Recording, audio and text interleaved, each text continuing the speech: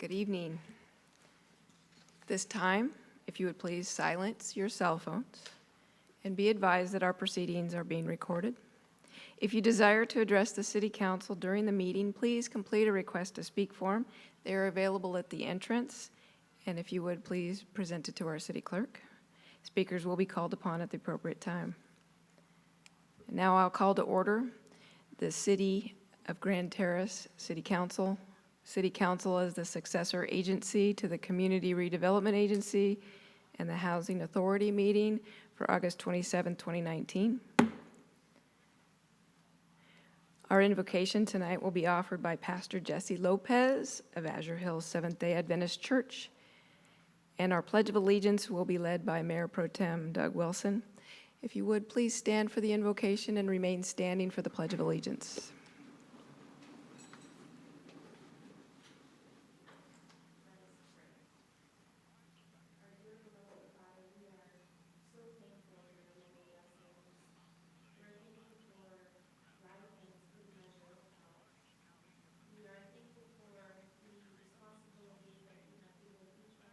This room, and we pray, especially today, as we bring forth your agenda, that we can have a measure of wisdom, a good thirst for justice, but most of all, that your presence can be felt in this room, and that we can leave knowing that we indeed did what is best for our community here in Grand Terrace.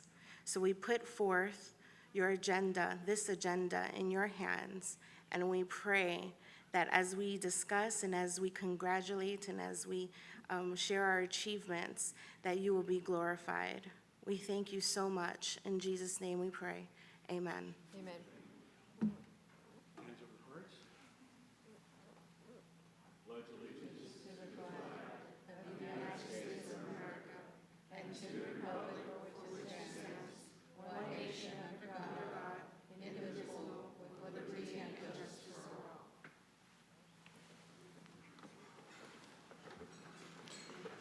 Thank you, Pastor Jesse. Thank you, Mayor Pro Tem Wilson. Madam City Clerk, may we have roll call, please? Councilmember Allen, Present. Councilmember Hussey, Present. Councilmember Robles, Present. Mayor Pro Tem Wilson, I am here. Mayor McNabo. Present. Madam Mayor, you have quorum. Thank you. To begin our meeting tonight, we have 3 special presentations. And so we are going to start with what we will call the Academy of Champions Certificate of Recognition. And this is to recognize the athletes in our city who are World Roller Game Champions for 2019. And I'm going to call forward Ann Landingham and Coach Lori Becker, if you would come forward and talk to us about the Academy of Champions before we present the awards.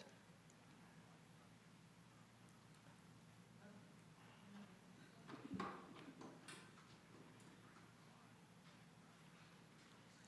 you want me to tell them who I am, that I'm not Ann? Okay, I'm not Ann. Ann is not here. Okay. I am one of the coaches at the Academy of Champions. Please tell me your name. My name is Verda Asman, and this is Lori Becker. Okay, Verda Asman and Lori Becker. Right. If you would please tell us about this particular contest, this achievement, this sport. I think this is something new to most of the people in the city of Grand Terrace, and we have quite an achievement. Yes, we have 5 students here that are at the elite level of roller figure skating that skate out of the Grand Terrace skating rink over on Commerce Way. They work very hard and have achieved very high level of skating, which took them all the way to Barcelona, Spain, to compete in the World Roller Games. They had to go through other competitions in order to be allowed to participate in that competition. They all skated very well, and we're very proud of them. Okay. Anything else you want to put into it? They also have placed at the national level and received placements in other parts of the sport other than what they actually took to the World Championships. So they are many times over champions with just these 5 skaters. Okay, and where can we see them skate? At Cal Skate Grand Terrace, they're there 5 days a week, at least 5 days a week, 4 and 5 hours a day. Do they do competitive skating at Cal Skate as well? We do have competitions there from time to time. I believe we have one scheduled for April 19th coming up. Okay, thank you. So we will give them, what we have is recognition. We have some Please sit down. certificates, and we have a lapel pin for each of them. And so I'm going to come over here with my fellow council members, and we will call them up and Thank you. have them shake their hand. And I understand each certificate is different, so I'm going to read each of the certificates and what the accomplishment is. So if my fellow colleagues will join me.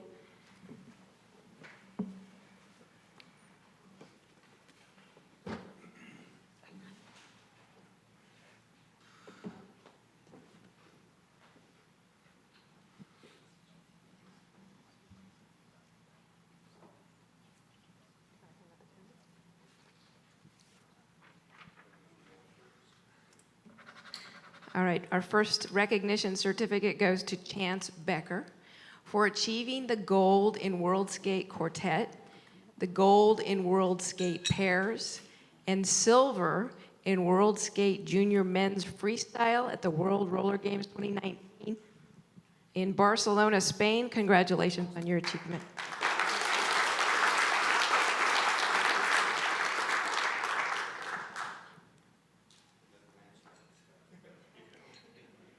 Turn.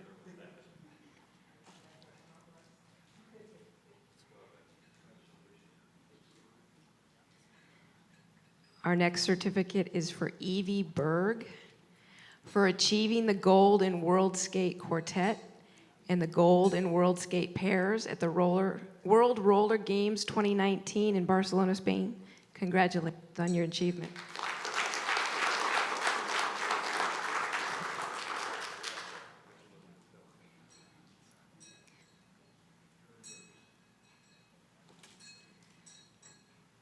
Chance, if you would come back up, actually, and Jenna, if you will stay here, we're going to get a picture with you after.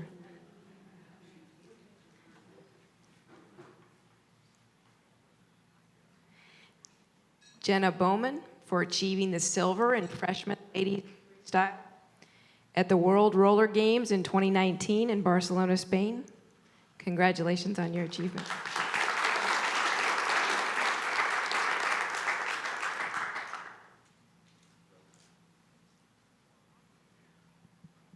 Callie Becker for achieving gold in World Skate Quartet at the World Roller Games in 2019 in Barcelona, Spain. Congratulations on your achievement.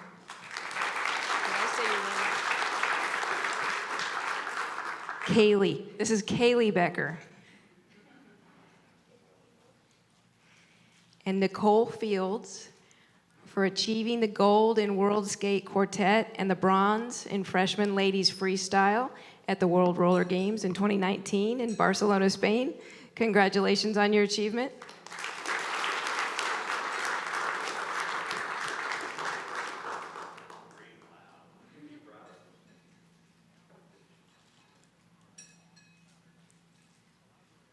All right, if you would all come this way and we'll get a picture with you.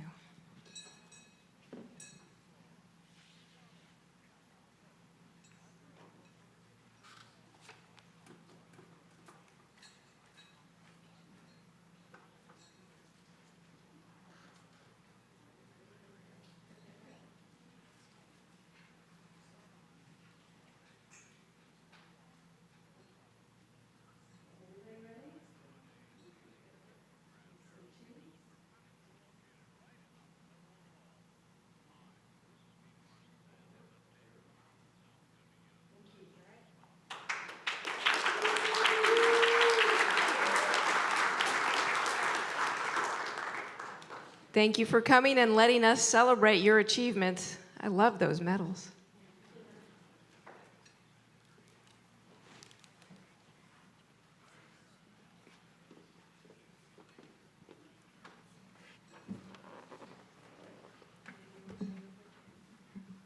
Any of you want to say anything? No. Do you want to say anything?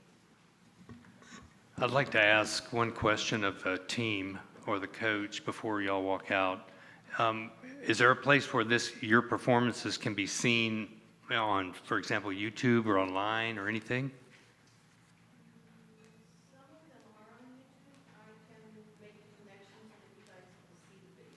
That would be great. That'd be great. Thank you so much. You're such great representatives for Grand Terrace. I see something big on the future there, Mayor.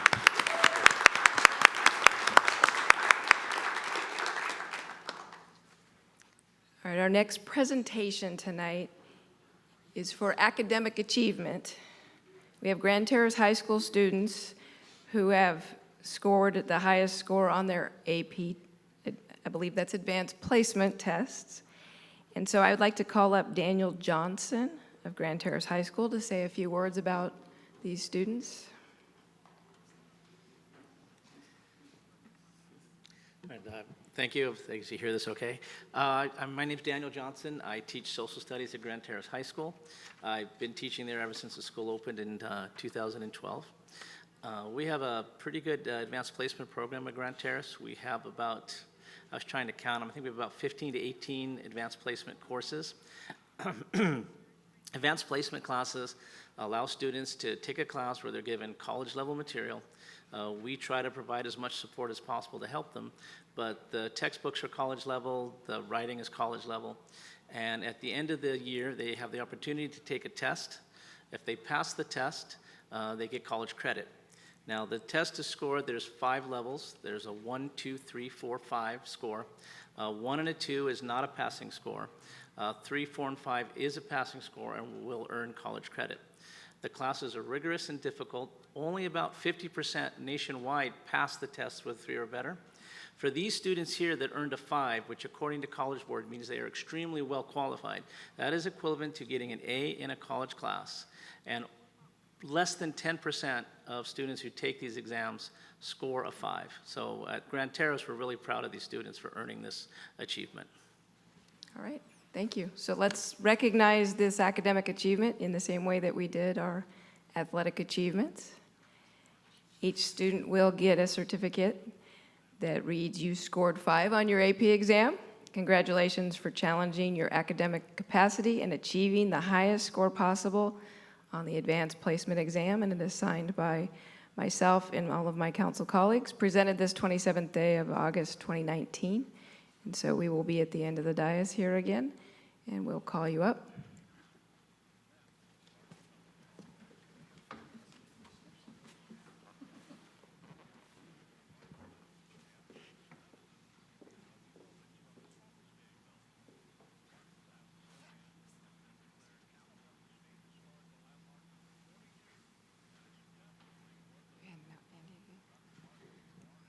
All right, so these are certificates of recognition as well as a lapel pin that you can wear.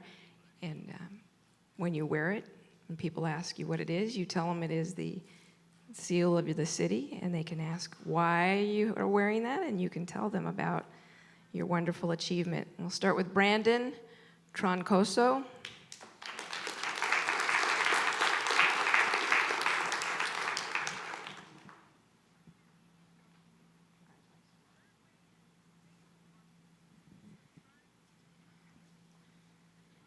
David Flores.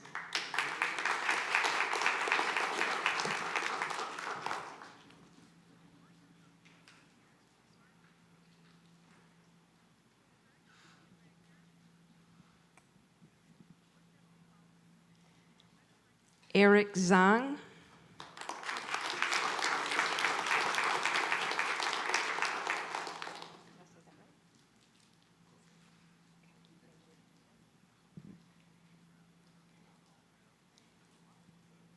Ethan Ellerin.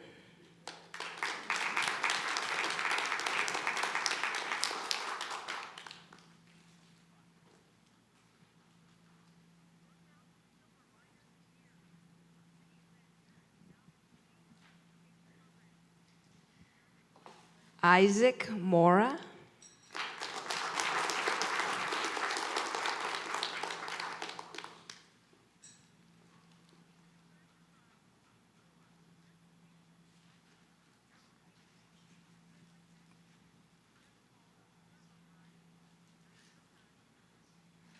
Rosora Valenzuela.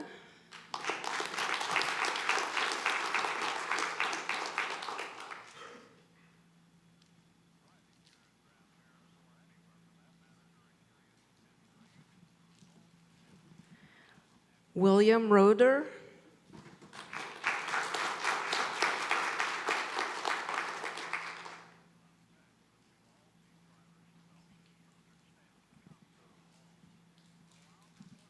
Oscar Rizzo.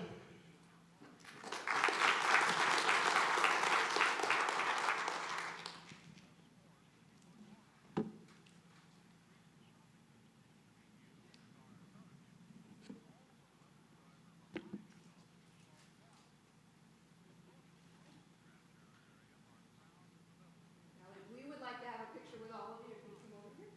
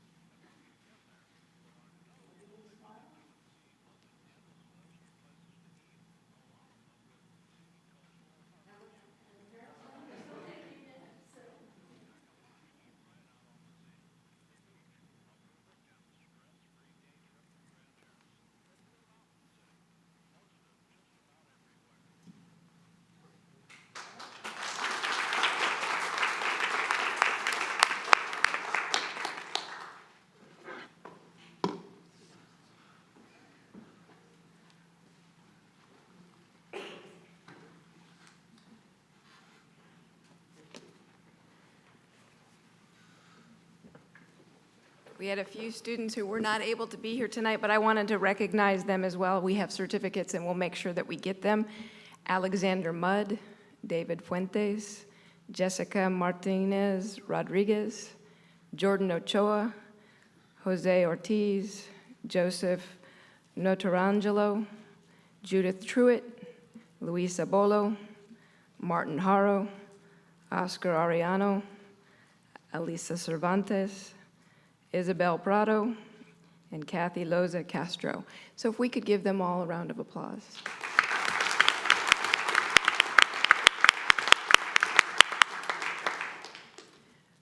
Thank you all for applying yourselves and doing so well. And I just love that we're able to recognize academic achievements. Thank you for being here and letting us celebrate with you. Our last presentation tonight is a proclamation declaring September as Childhood Cancer and Blood Cancer Awareness Month. So I will read the proclamation. The Perez family, who will be accepting this, is not able to be here tonight, so we'll make sure that they get the plaque. Whereas each year, more than 300,000 children and youth under the age of 19 are diagnosed with cancer worldwide, and whereas childhood cancer is the #1 disease-related cause of death for children in the United States and many other countries, and whereas 2/3 of those who survive childhood cancer endure chronic health conditions from the toxic effects of the cancer treatment, including secondary cancers and other life-threatening illnesses, and whereas the causes of childhood cancer are largely unknown, and more study is needed to understand which treatments work best for children. And whereas cancer treatment for children must often differ from traditional adult treatments to take into account children's developmental needs and other factors.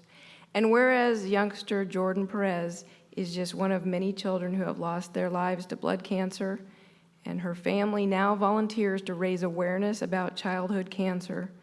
And whereas the City of Grand Terrace is a caring community that supports children and families, now therefore be it resolved that I, Darcy McNabo, Mayor of the City of Grand Terrace, along with my fellow council members, proclaim the month of September 2019 as Childhood Cancer and Blood Cancer Awareness Month in the City of Grand Terrace, and encourage residents to learn more about childhood cancers and consider what we all can do to support children with cancer and their families. And it's presented this 27th day of August, 2019.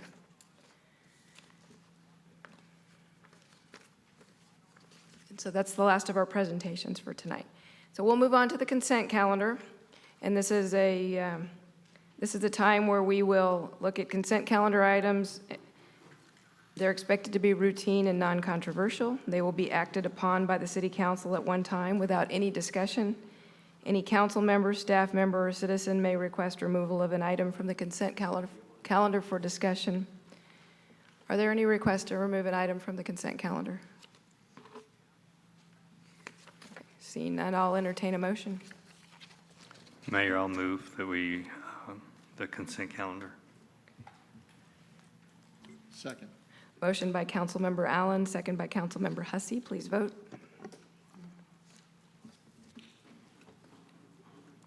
Motion passes unanimously with Council Members Allen, Hussey, and Robles voting yes, Mayor Pro Tem Wilson voting yes, and Mayor McNabo voting yes. Thank you. We'll move to public comment. This is an opportunity for members of the public to comment on items not appearing on the regular agenda. Do we have requests to speak at this time? Okay. Because of restrictions contained in California law, the City Council may not discuss or act on any item not on the agenda, but may briefly respond to statements made or ask a question for clarification. Items may also get a brief response from staff, depending on the questions raised, and an item may be agendized for a future meeting. And I have one request to speak from Mark Cloud.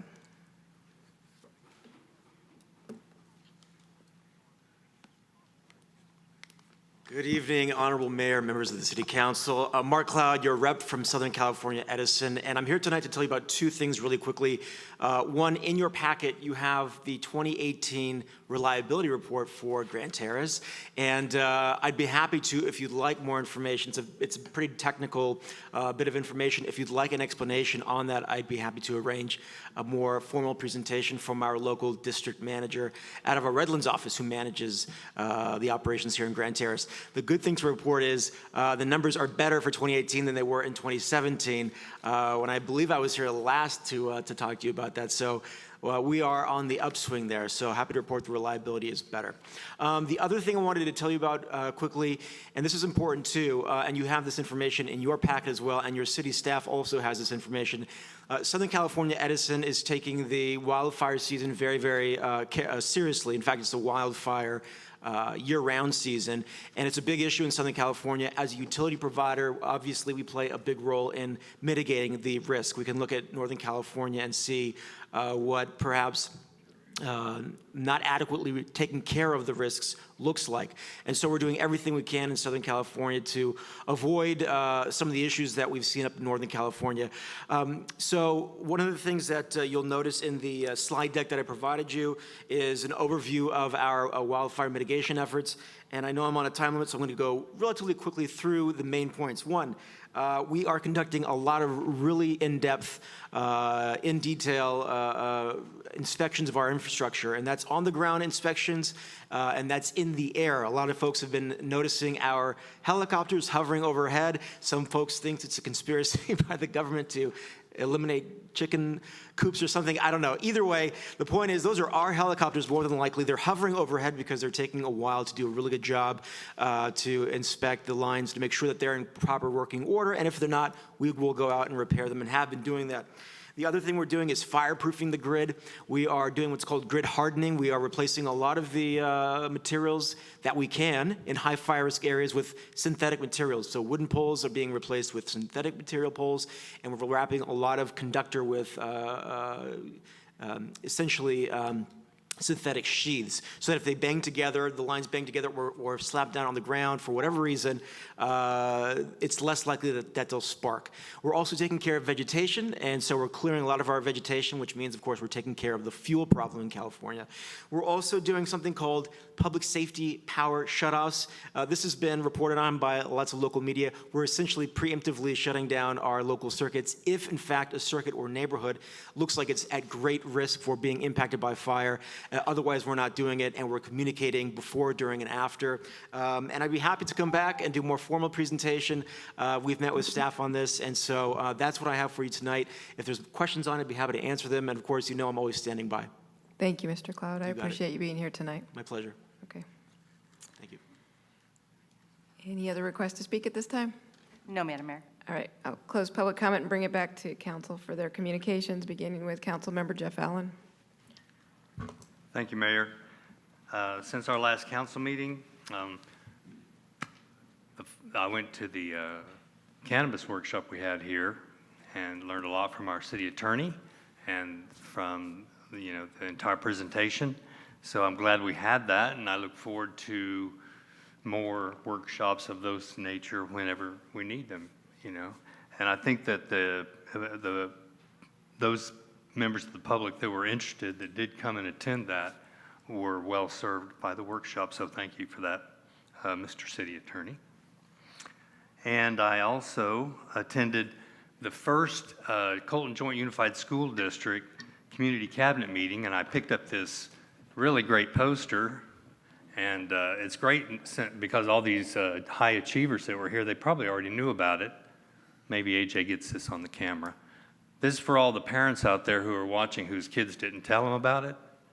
Okay, this is the 4th annual Colton Joint Unified School District College and Career Fair on Wednesday, October 2, and in the evening, 5:30 p.m. in the evening.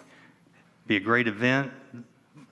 The community cabinet, while I was there, they had a great presentation from the school's mental health department and addressing the student-led effort to break the stigma of mental health. And I applaud that effort, and I look forward to more of these community cabinet meetings and learning more about that and how they're doing that. That's a admirable program. And I also want to close by just reminding our veteran community out there, the veterans and their family members, the Veterans Diploma Project this year. The deadline for applying for that is October 4 this year because the ceremony is on November 6.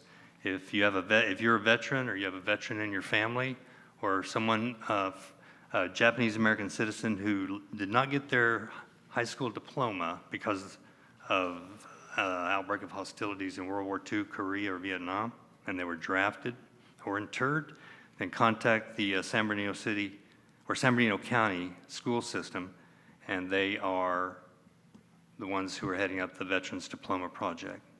Thank you, Mayor. Thank you, Councilmember Allen. Councilmember Bill Hussey. Thank you, Mayor. Thank you, everybody who came out tonight. I was at the community cabinet with Mr. Allen, too. One thing he forgot to mention, he put on goggles and flippers and had to walk a straight line, and he did really well. And I like your little da-da at the end, but that was to give you awareness on some of the kids who have limitations on, walking, sights and stuff like that. So there's a hands-on experience there. And that was a really good insight. And yes, the college information, it's a really good site. Get there early. There's limited parking, but you have a lot of resources. And they also had trade schools there. And I just want to thank, I went to Friday Night Lights, the first football game, and they honored the veterans. And it was a real good event. A lot of camaraderie out there with fellow veterans. And I thought Mr. Allen was going to be there, but he wasn't. So they gave away these shirts.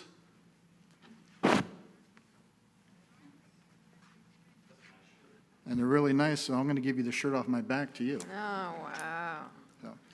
But it was a really nice event, and Thank you, friend.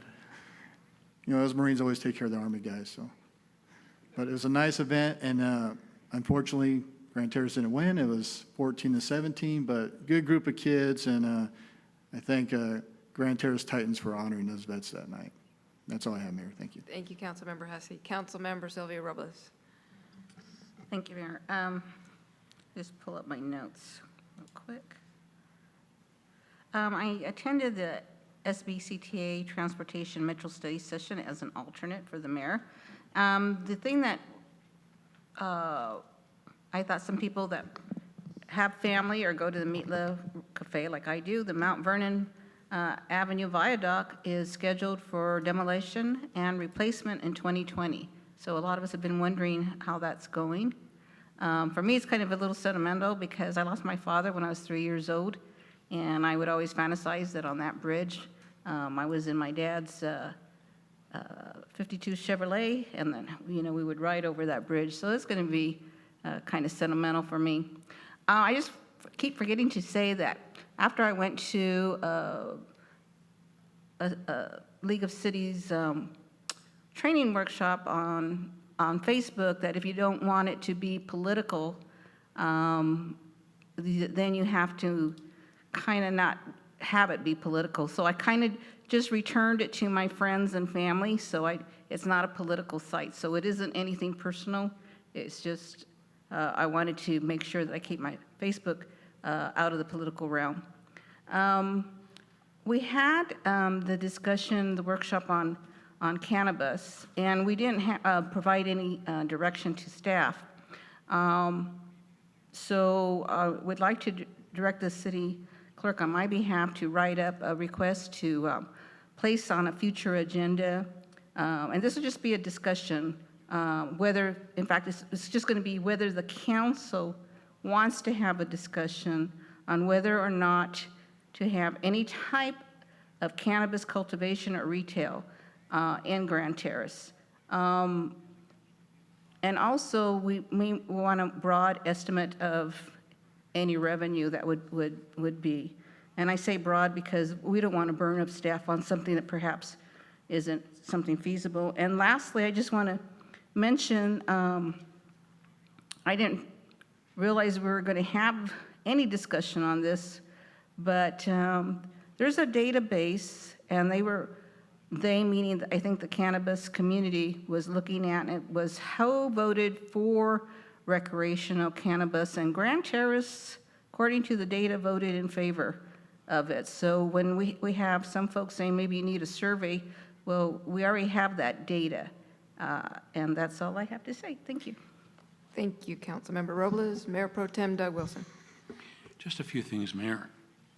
We've got some great channels out there that we can watch, Discovery and Science and others. And so the other day I was watching a program about the big fault, San Andreas. And they were doing the scientists that were involved were doing some cores to get down to where the material was and to determine how best to try to warn people of impending disaster. And a couple of the things that really struck me, in fact, one in particular is that they estimated that, we know about the time frames that these large earthquakes take place in. And they said that, and this was in a program in 2009, keep in mind, and they said they had about 30 years at a 99 percentile that there was going to be a large event. First, that bothered me a little bit. What really bothered me the most is that they've determined scientifically that there is 300 inches worth of pent-up energy. In other words, 25 feet worth of elasticity above or below the crust. So the crust hasn't been moving, but what's down below it at this point is like a rubber band. And so it's been pulling and pulling and pulling along the fault, and it's a thrust fault, as you know, which means it does, this kind of actually goes like this, that way. And with that thrust condition and a 99 percentile in 30 years, that was 2009, and then we got 20 years. We need to be prepared. I think it's very important for us to be prepared individually. And so you've heard me whine about this a few times in the past, and I'll continue to do so. Also, We have 3 north-south streets in the city of appreciable length. They are Mount Vernon and Michigan, and unfortunately Observation Drive. And a feature of Observation Drive is that what is underneath it is the California Water Resources line. So if you look at the hills way out towards Moreno Valley, you'll see where the kind of the saddle is, where that water line continues and keeps going out to there and then goes over the mountains. So if you cite that, if you stand at the end of, say, the north end of Observation where it starts and look at that line, you can pretty well figure that that water line runs that whole length. It's a 106-inch water line. I can't imagine that even with an earthquake, we would have to worry about that one because there's a lot of metering devices in between. But I do expect in the next few months for the Sheriff's Department to get complaints about a crazy old man that walks his dog at sometime between 7:30 and 8 o'clock in the morning that's waving his hands every time somebody drives 60 miles an hour down Observation. Now, what we found recently is that when you put a electronic sign up and it says, don't go this fast, or it tells you what your real speed is, in addition to the street signs that we already have, that people suddenly get brilliant and they slow down. Even though every city in the state of California has the same requirement in just standard residential streets. So when you get your license renewed, everybody has to know that. So there's really no excuse for plain ignorance in that instance. And one of the reasons why that is because we have to stay slow to keep from running over kids, dogs, bicycles, whatever you call it, and maybe even your neighbor. Then we took, once we had the opportunity to do that with Observation Drive, we took it down on one of the other north-south streets, or I believe it may have been down Van Buren, and Van Buren all of a sudden became where all the intelligence was, in Grand Terrace, Colton, and whatever, God knows, wherever else it is. But for some reason, the only way we seem to be able to do that is if we've got Christmas lights all over a sign that's huge that reminds us that, we're supposed to be responsible. I think that's a shame.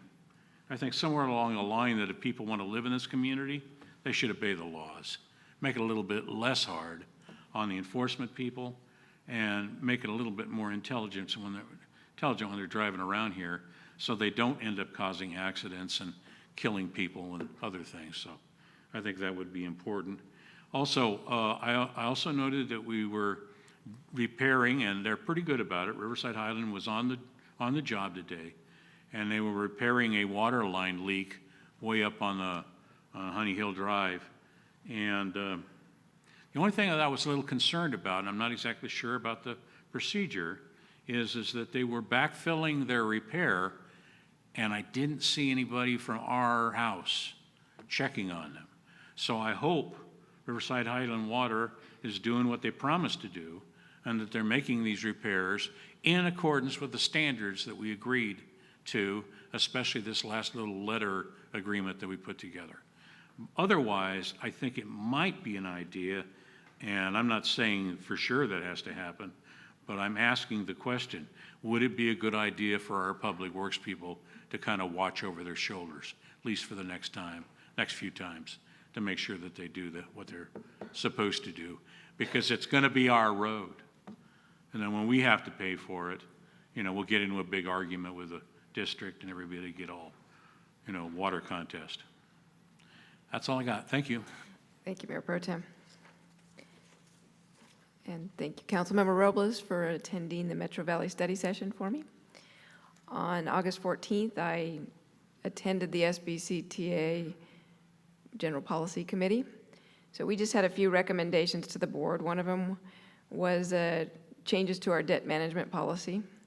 Another one had to do with adopting a resolution that would authorize the issuance and sale of commercial paper These notes would be in an aggregate principal amount with U.S. Bank, National Association, and also with Barclays. And this is short-term funding for the Mount Vernon Viaduct project. As it stands, the federal reimbursement is expected on this project to be delayed about 10 years, so SBCTA will be doing short-term funding, and the outstanding balance will be paid back to them. We also received and filed a Measure I audit report of local pass-through funds for fiscal year 2017-2018 for the city of Rialto. We received a federal and state legislative update, and we recommended that the board approve a sole source purchase and sale agreement with First National Asset to allow them to advance funds to cover property-assessed clean energy assessment delinquencies.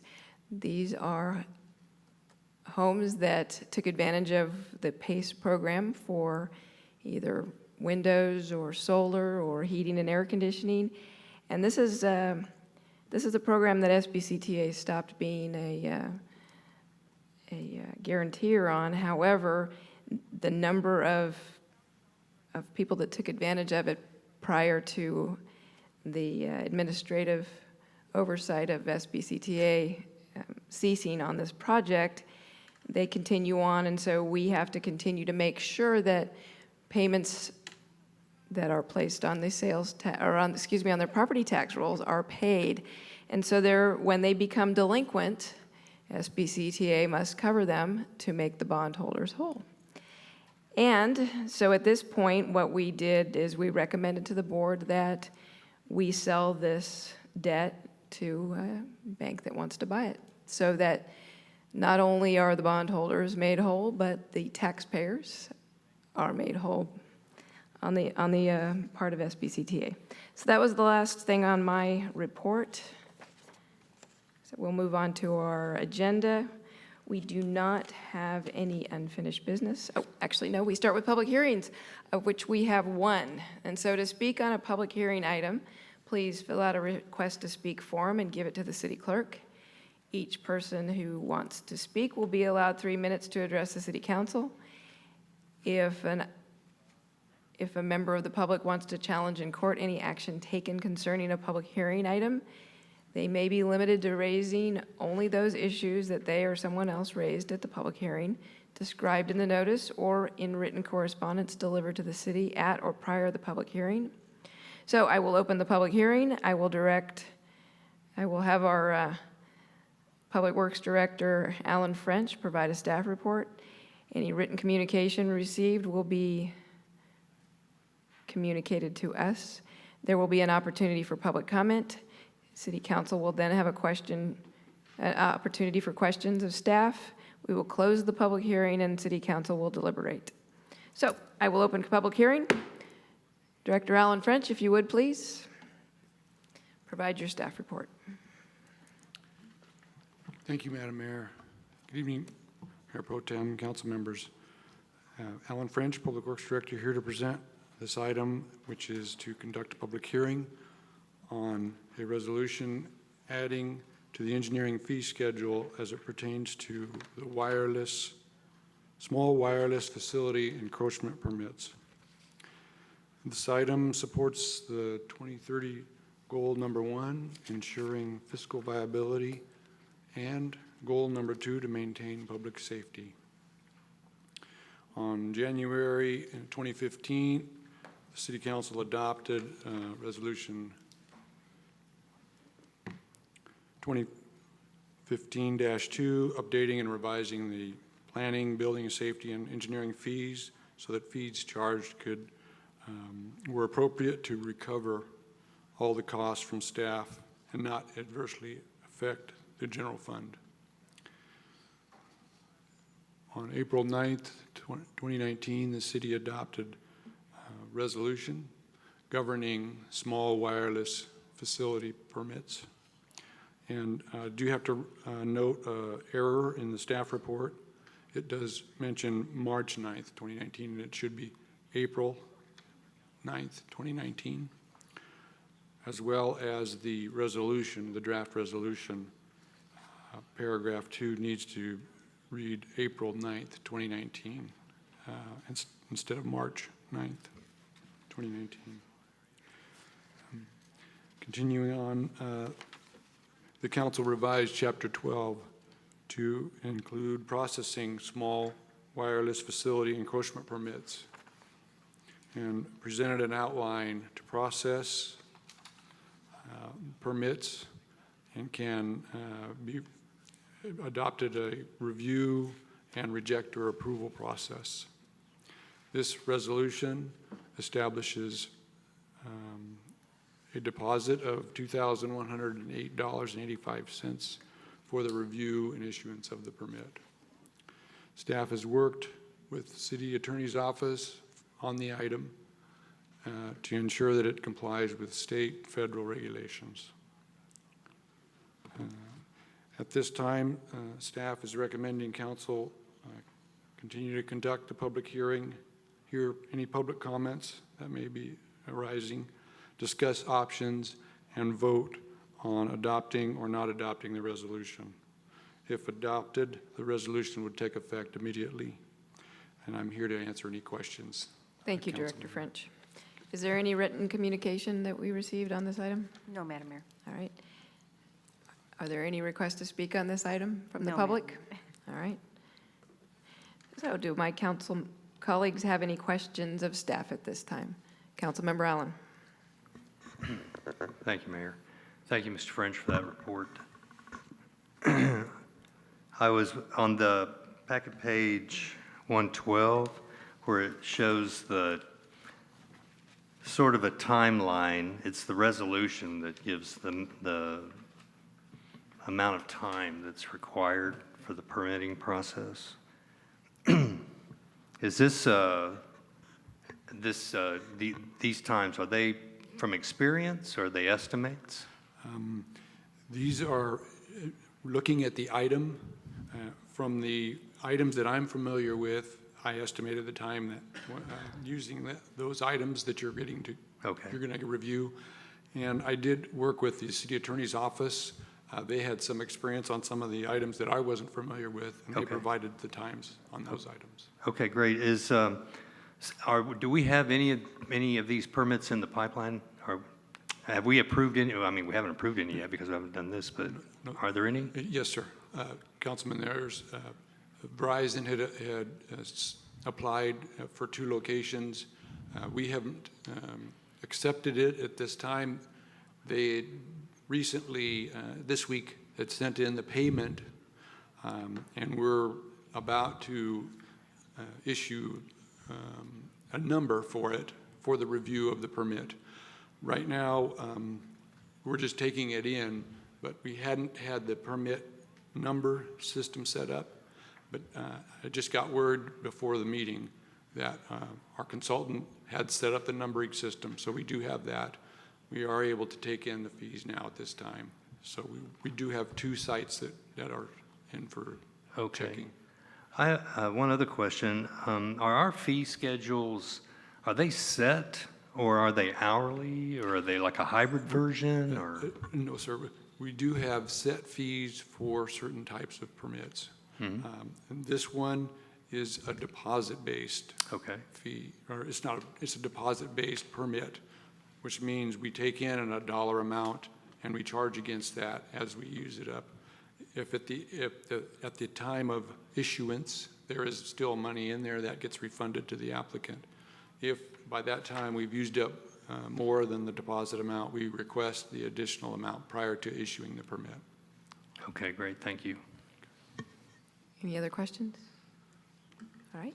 Seeing none, I will close the public hearing and bring it back to council for deliberations and consideration of a motion. Well, I'll make the motion to adopt a resolution of the City Council of the City of Grand Terrace modifying the engineering division fees as it pertains to the small wires facility permit filing deposit. I second. So I have a motion by Councilmember Allen and a second by Councilmember Robles, and this is with the change in the resolution to April 9th, 2019? Yes, Mayor, that's correct. Okay. With the change. Okay, so Maker says yes, and second agrees? Okay, please vote. Motion passes unanimously with council members Allen, Hussey, and Robles voting yes, Mayor Pro Tem Wilson voting yes, and Mayor McNabo voting yes. All right, thank you. All right, so item F on our agenda, unfinished business, of which we have none, so we'll move to new business. Item 6 on our agenda, amendment number 2 to the professional services agreement with TNB Planning for peer review environmental services related to the Gateway Specific Plan. We have Sandra Molina, Planning and Development Services Director. Thank you, Madam Mayor. Good evening, members of City Council. As indicated by the mayor, this is a professional services agreement, and it's amendment number 2. This item is consistent with our 2030 vision statement to promote economic development. As well, this contract, as it relates to the Gateway Specific Plan project, is a top priority item under the council's approved 1920 priority project list. So to provide some background, a little bit more background than what's on the slide here. So the city council sold property to Lewis Land Developers, approximately 50 acres, and part of that agreement in the sale was that, Lewis would prepare a specific plan for about 132 acres within the city, and also prepare the environmental impact report.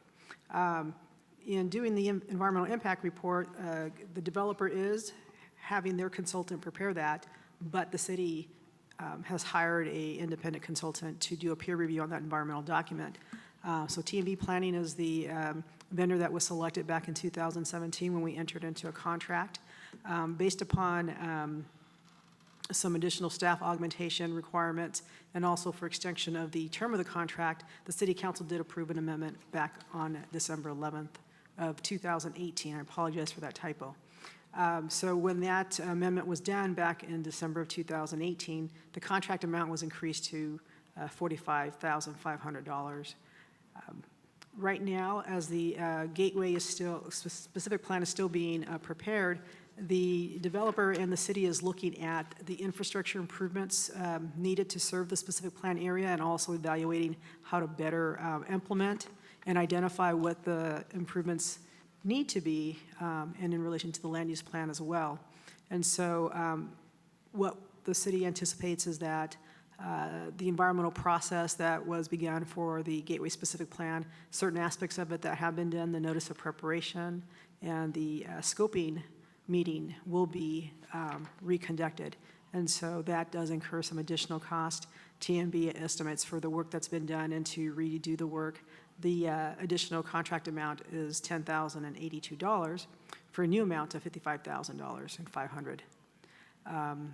So this amendment number 2 would cover the additional work and the additional cost. And with all our services that we provide related to developments, the consultant costs are reimbursed by the developer through a deposit account. So in other words, the costs are borne by the developer.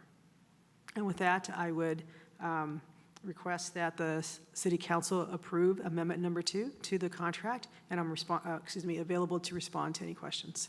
Thank you, Director Molina. Mayor Pro Tem Wilson. I take it that Lewis is aware of the additional cost because of the time frame.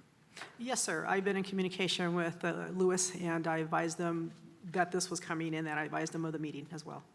And this includes, I noticed you said it was for notice preparation, but also, it's also going to include the initial environmental and the changes in that? It would include all the work to prepare for the notice of preparation and the scoping meeting. A revised initial study isn't anticipated. They're going to go straight to the NOP. Yeah. Okay, thanks. Any other questions at this time? All right, thank you. Are there any requests to speak on this item, Madam City Clerk? No, Madam Mayor. All right, we'll close public comment, bring it back to council for consideration of a motion. I'll move that we approve the amendment number 2 to the contract with TNB Planning to increase total compensation amount by an additional $10,082.07 for a new total maximum compensation of $55,577.07 to cover peer review costs related to additional peer review services and that we authorize the city manager to execute amendment number 2. Second. Motion by Councilmember Allen, second by Mayor Pro Tem Wilson. Please vote. Motion passes unanimously with council members Allen, Hussey, and Robles voting yes, Mayor Pro Tem Wilson voting yes, and Mayor McNabo voting yes. Right. Tonight, we do not have any requests for future agenda items to consider, so we'll move to our city manager communications that will be delivered tonight by Assistant City Manager Cynthia Fortune.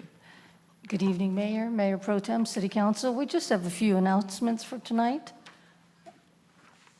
So our last movie in the park will be this Saturday at Richard Rollins Park, and we will be presenting The Greatest Showman, starring Hugh Jackman, so that should be an exciting movie. It's about P.T. Barnum, Barnum and Bailey, how they were formed and how they grew to be a multi-million-dollar business. Also, the Friends of the Grand Terrace Library will be having a book sale, $5 per bag, and that is scheduled for the 7th of September from 9 a.m. to noon for those that are interested. And our last one is, we did have this event last year, and it was a pretty big success, so we're going to have another Community Cleanup Day, a bulky item and shred event on Saturday, October 5th, from 8 a.m. to 12 p.m. at City Hall. And those are my announcements for this evening. Thank you, Assistant City Manager Fortune. So we have no other items. We have no closed session. So we will adjourn to our next regular City Council meeting, which will be held Tuesday, September 10th, 2019 at 6 p.m. Any request to have an item placed on future agenda must be made in writing and submitted to the City Clerk's office, and it will be processed in accordance with council procedures. We are adjourned.